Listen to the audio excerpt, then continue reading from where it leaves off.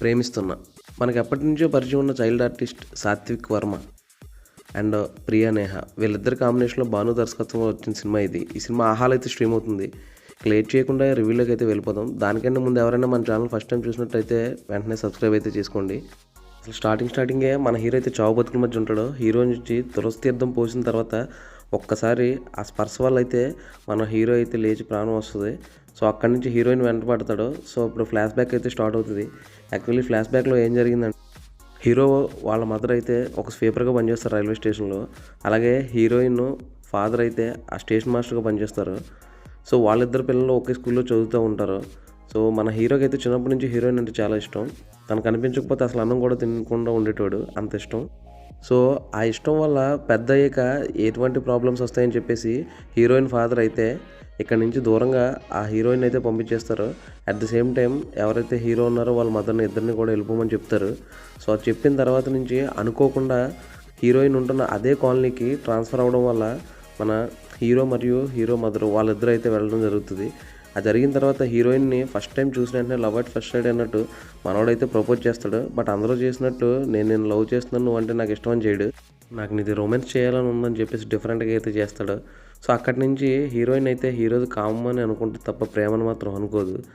ఆ తర్వాత హీరోయిన్ ఇంతకీ మనోడు ఏదైతే రిక్వెస్ట్ చేస్తున్నాడో ఆ రిక్వెస్ట్కి ఒప్పుకుందా లేదా, ఒకవేళ ఒప్పుకుంటే ఏ కారణాల చేత ఒప్పుకుంది, ఆ తర్వాత ఇంతకీ వీళ్ళిద్దరూ కలిసారా లేదా అన్నది మనం తెర మీద చూడాలి మిగిలిన కథ అంతా.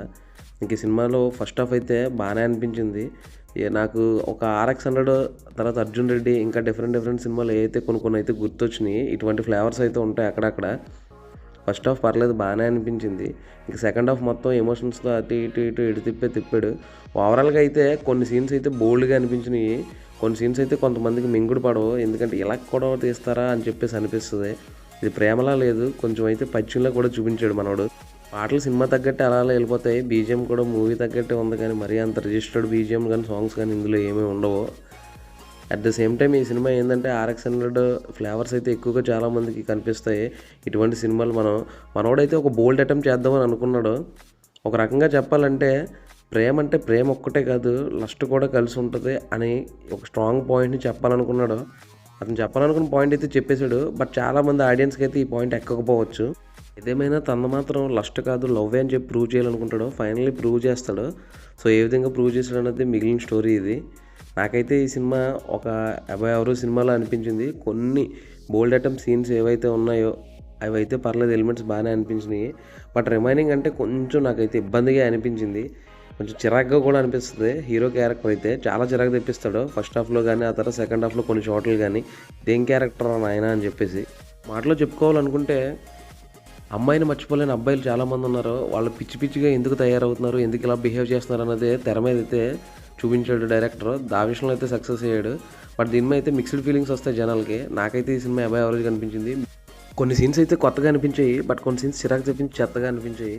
సో ఓవరాల్గా మిక్స్డ్ ఫీలింగ్స్. సాత్విక్ వర్మ అలాగే హీరోయిన్ అయితే తీశారు పర్ఫార్మెన్స్. అలాగే మదర్ క్యారెక్టర్ చేసినప్పుడు కూడా చాలా బాగా చేసింది. ఫ్రెండ్స్ క్యారెక్టర్ కూడా చాలా చక్కగా చేశారు. సో నాకైతే ఈ సినిమా ఒక అబౌవ్ యావరేజ్ సినిమాగా అనిపించింది. మీరు ఈ సినిమా చూస్తే ఏం ఫీల్ అవుతున్నారో కామెంట్ చేయండి. అలాగే మరిన్ని ఇలాంటి మూవీ రివ్యూస్ కోసం సబ్స్క్రైబ్ చేసుకోండి మూవ్మెంట్. Thank you.